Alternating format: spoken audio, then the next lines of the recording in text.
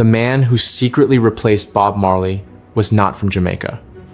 Reggae stars buried the truth about his shocking past for decades. I found the lost interview where he reveals why the Wailers chose him. Stay until the end to hear the real reason he disappeared and the secret project he left behind. Bob Marley's passing in 1981 was not simply the death of a musician. It was the extinguishing of a global flame. Yet the band, fractured but unbroken, reached for a man whose life strangely mirrored the path of the legend they had lost.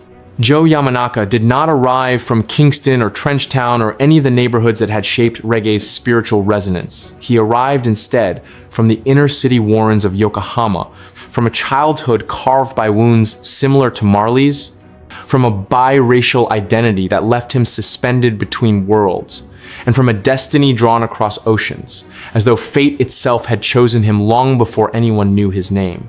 By the time the Wailers contacted Joe Yamanaka, he had already lived 3 or 4 lifetimes.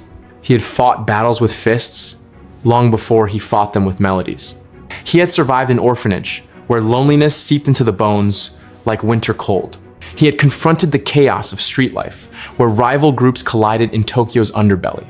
And he had endured the emptiness of never knowing the Jamaican father whose blood pulsed silently within him.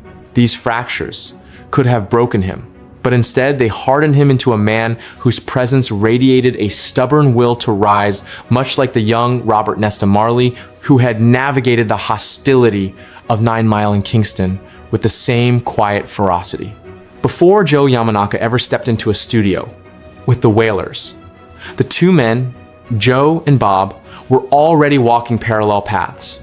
On September 2, 1946, when Joe Yamanaka entered the world in a Yokohama brothel to a Japanese mother and a Jamaican-born American soldier, the circumstances of his birth echoed Marley's own beginnings. Bob Marley was still a toddler on a farm in St. Ann Parish, unaware of the storms that awaited him in Kingston. Joe Yamanaka, meanwhile, moved toward an early orphanhood that would shape his understanding of the world. His mother's passing forced him into a Tokyo institution where he learned quickly that difference was dangerous. His mixed-race identity made him stand out in post-war Japan, marking him with the same painful awareness Marley had felt as a boy navigating Jamaican communities, suspicious of his lighter skin. At 16, Joe Yamanaka fled the confines of the orphanage, stepping into the wild unknown as a runaway with nothing but grit to sustain him. He dove headfirst into boxing, emerging as a street-tough fighter long before he became a singer whose voice could shake a room. By 17, he had already tasted duels in raw doses, clashing with rivals in Tokyo's turbulent neighborhoods.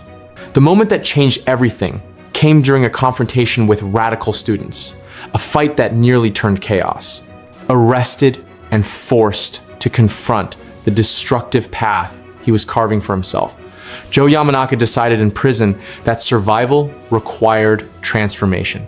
That decision made in silence, behind concrete walls, would one day ripple outward into reggae history. When he walked out of confinement, he did so with a new resolve to reshape his existence. He adopted the name Joe, inspired by a painter he admired, and began moving toward the arts. His early steps led him to acting roles, including a part in the film Bicycle Thieves, and then toward music, where he discovered the true power that lived inside him.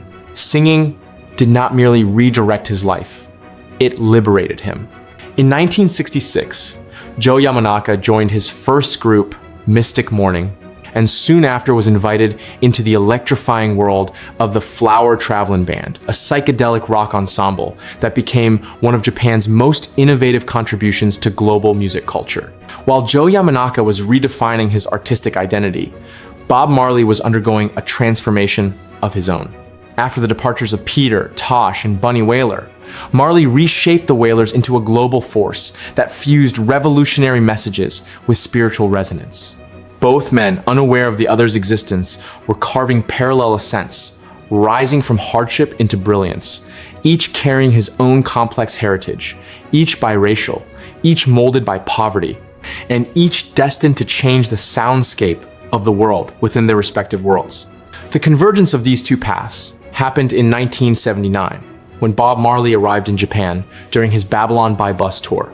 Reggae in Japan was still a niche fascination then, despite earlier visits from artists like Jimmy Cliff and British reggae pioneers, the Cimarrons. But when Marley stepped onto Japanese soil, something shifted. Crowds greeted him with reverence, and the music that had grown from the struggles of Jamaican streets suddenly resonated deeply among Japanese fans who heard its power, urgency, and spirituality. It was during this historic tour that Bob Marley and Joe Yamanaka met for the first time, and the bond was instant.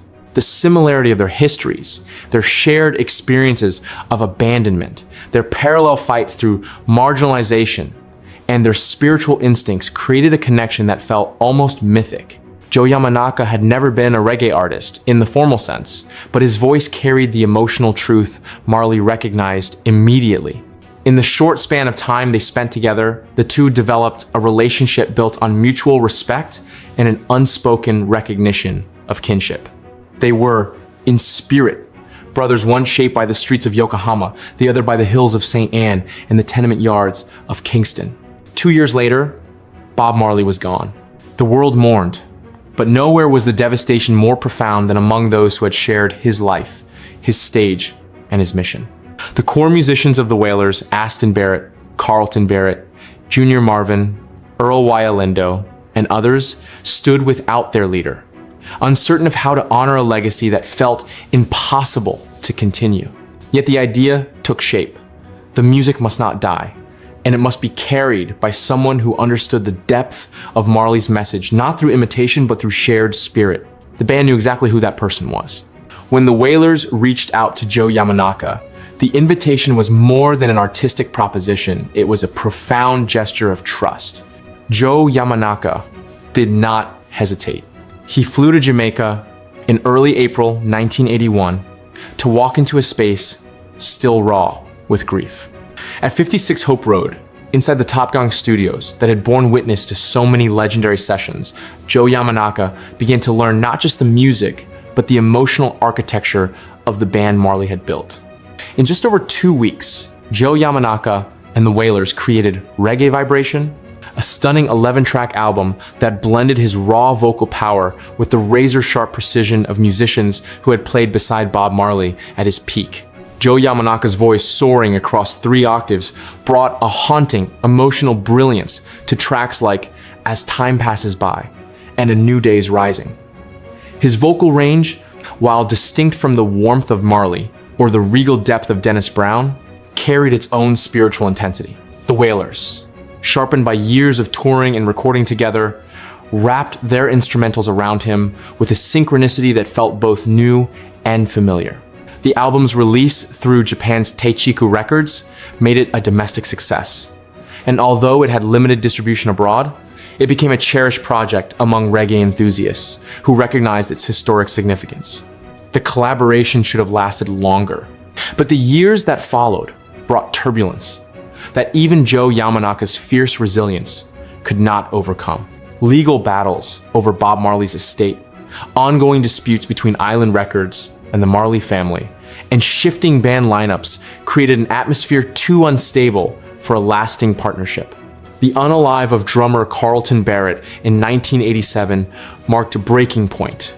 Joe Yamanaka stepped away, returning to his solo career with a heavy heart but no regrets. Yet his connection to reggae remained unbroken. In 2008, he released Reggae Vibration 4, Going Back to Jamaica, a final testament to a musical chapter that had shaped him profoundly. But fate, echoing the tragic symmetry that had linked him to Bob Marley from birth, revealed its cruel design. Months after the album's release, Joe Yamanaka was diagnosed with lung cancer, the same illness that had taken Marley decades earlier.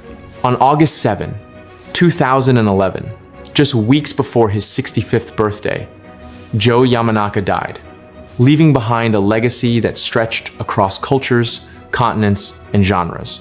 His journey from abandoned child in Yokohama, to street fighter, to psychedelic rock pioneer, to global actor, to the man chosen to stand where Bob Marley once stood, remains one of the most extraordinary odysseys in music history. Joe Yamanaka embodied the rare fusion of raw survival and transcendent artistry. He was a bridge between Japan and Jamaica, a living testament to the universality of struggle, rhythm, and spiritual expression. In the end, the man who briefly carried the Wailers forward did not imitate Bob Marley. He honored him.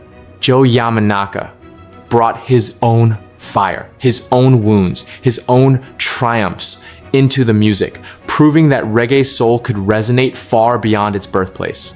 His voice, fierce and fragile all at once, continues to echo across time, not as a replacement for Marley, but as a companion spirit, whose life story stands as one of reggae's most unexpected miracles. Now you know the hidden chapter of the Wailers.